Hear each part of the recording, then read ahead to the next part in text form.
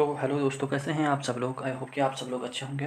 तो इससे पहले वीडियो में हमने देखा होगा पार्ट फर्स्ट सेकंड और थर्ड की जो हमारी क्लासेस चल रही हैं यूटेट और सीटेट के लिए पेपर सेकंड साइंस के जो भी हमारी क्लासेस चल रही हैं। इससे पहले पार्ट फर्स्ट सेकंड और थर्ड दे दिया है। आज हम बात करते हैं फोर्थ पार्ट की। फोर्थ पार्ट की शुरुआत करने से पहले मैं आपसे कहना चाहूँगा कि अगर आपने इससे पहले के पार्ट फर्स्ट सेकंड थर्ड नहीं देखे हुए हैं तो एक बार पहले आप उनको ज़रूर देखें, उसके बाद हमारी नेक्स्ट कक्षा में। तो आइए आज शुरू करते हैं आज की कक्षा को। तो आज का हमारा पहला क्वेश्चन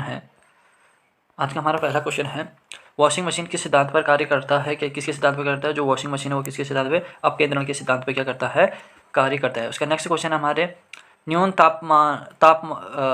तापमानों क्रायोजेनिक्स का प्रयोग कहाँ किया जाता है। अंतरिक्ष यात्रा में जो किया जाता है न्यून तापमानों का क्या किया जाता है, प्रयोग किया जाता है। नेक्स्ट क्वेश्चन है द्रव बूंदों की संकुचित होकर न्यूनतम क्षेत्र में घेरने का क्या कारण है। तो उनका जो क्या क्या कारण के पर पृष्ठ तनाव के कारण, सरफेस टेंशन के कारण वो होता है। उसके बाद हमारा नेक्स्ट क्वेश्चन है जब किसी झील की तली से उठकर वायु का बुलबुला ऊपरी सतह पर आएगा तो क्या होगा, उसका आकार क्या हो जाएगा, आकार बढ़ जाएगा। नेक्स्ट क्वेश्चन है अल्फा कण के दो धन आवेश होते हैं जिसका द्रव्यमान कितना होता है। इसमें जरा क्वेश्चन क्रॉसिंग हो गया। इसका जो आंसर है वो कितना होता है, जो हीलियम होता है He जो होता है, जिसका क्या परमाणु द्रव्यमान कितना होता है, 2 होता है। उसके बराबर क्या होता है, 2 अल्फा कणों का क्या होता है, टोटल वेट होता है। उसके बाद नेक्स्ट है केल्विन तापमान में मानव शरीर का तापमान कितना होता है। तो वो कितना होता है, 310 कितना होता है, 310 केल्विन होता है। किसमें, जो क्या ह्यूमंस का जो टेम्परेचर है, जो बॉडी का टेम्परेचर है वो केल्विन में होता है। उसके बाद नेक्स्ट क्वेश्चन है निम्न तापमापी इंजनों का प्रयोग किसमें होता है। जो हमारे रॉकेट वगैरह हैं उसमें किसका होता है, निम्न तापमापी यंत्रों का क्या होता है, प्रयोग होता है। उसके बाद नेक्स्ट क्वेश्चन है निर्वात में जो किसके प्रकाश की चाल, speed of light in the vacuum में कितनी होती है, 3 × 10⁸ मीटर पर सेकंड के हिसाब से क्या होती है, निर्वात में क्या होती है, जो प्रकाश की चाल होती है। उसके बाद हमारा नेक्स्ट क्वेश्चन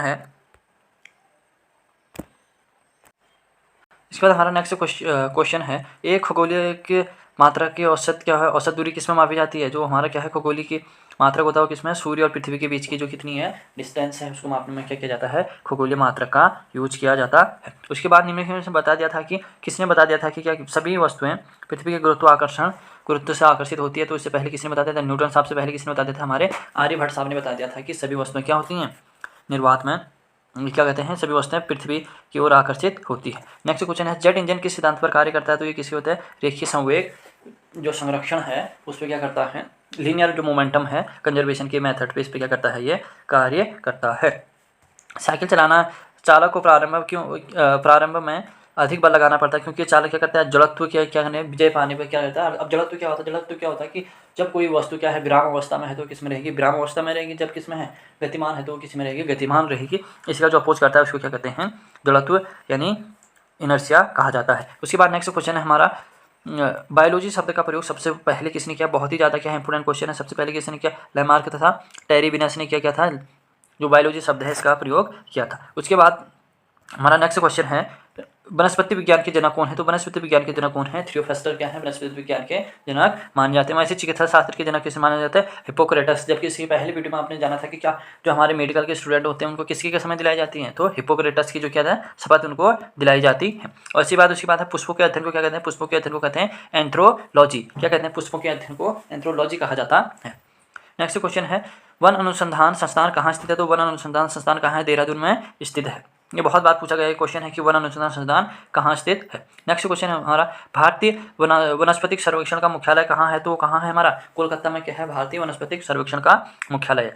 उसके बाद है नेक्स्ट क्वेश्चन है हमारा पितामह, वर्गीय के पितामह यानी कि फादर ऑफ टैक्सोनॉमी किसे कहा जाता है, फादर ऑफ टैक्सोनॉमी कहा जाता है हमारा कार्ल वॉन लिनियस, यानी कि कार्ल लिनियस को क्या कहा जाता है, फादर ऑफ द टैक्सोनॉमी कहा जाता है। उसके बाद है वर्ग की, जो क्या कहते हैं, जो वर्ग की है यानी कि जो क्लासिफिकेशन हम करते हैं उसकी जो क्या है, जो यूनिट है यानी कि जो बेसिक यूनिट है किसकी, क्लासिफिकेशन की जो बेसिक यूनिट है वो क्या है, स्पीसीज है। सबसे पहले क्या आता है, स्पीसीज आती है, फिर जीनस आता है, फिर क्या आती है फैमिली आती है, फिर क्लास, फिर ऑर्डर, फिर क्या आती है फाइलम आता है, फिर उसके ऊपर आ जाता है किंगडम, जो इसमें क्या है प्लांट और एनिमल दो किंगडम को माना जाता है। नेक्स्ट क्वेश्चन है हमारे जीवाणु की खोज किसने करी थी, किसकी जीवाणु की खोज किसने करी थी, जीवाणु की खोज किसने करी थी, सबसे पहले ल्यूवॉन ने जीवाणु की खोज करी थी। उसके बाद है वास्तविक केंद्रक किसमें अनुपस्थित रहता है, यानी कि ट्रू न्यूक्लियस किसमें एब्सेंट रहता है। तो ट्रू न्यूक्लियस रहता है हमारे क्या है, जो जीवाणु हैं उनमें क्या, जो बैक्टीरिया है उनमें क्या रहता है, ट्रू जो न्यूक्लियस होता है वो एब्सेंट रहता है। भोजन को विषाक्त उत्पन्न करने क्लास्मोडियम जो क्या है, ये बैक्टीरिया है। क्लास्मोडियम बैक्टीरियम नाम से क्या है, बैक्टीरिया है, जिसपे क्या रहता है, जो भोजन को क्या कर देता है, विषाक्त कर देता है। नेक्स्ट क्वेश्चन है, उसके बाद नेक्स्ट क्वेश्चन है, नाइट्रोजन में स्थिरीकरण में निम्नलिखित में से कौन से फसल सहायक है, यानी कि बीन्स। यहाँ पे क्या है कि फली वाले, जिनमें क्या आती हैं, फली आती हैं, या हम कह सकते हैं जो दाल वाली फसल होती हैं वो क्या करती हैं, नाइट्रोजन फिक्सेशन यानी कि नाइट्रोजन स्थिरीकरण में काम आती हैं। नेक्स्ट क्वेश्चन है हमारा, कौन सी बीमारी किसके द्वारा है, कौन सी बीमारी जीवाणु के द्वारा, कुष्ठ रोग, यानी कि जो क्या होता है, कुष्ठ रोग होता है वो किसके द्वारा, लेप्री कहते हैं जिसको, वो किसके द्वारा होता है, वो होता है हमारा किसके कारण, बैक्टीरिया के कारण होता है। नेक्स्ट क्वेश्चन है हमारा, सूक्ष्म जीवाणु युक्त पदार्थों को शीतलीकरण एक प्रक्रिया है जिसका क्या होता है, जीवाणुओं को क्या होता है, जीवाणुओं को निष्क्रिय करना होता है।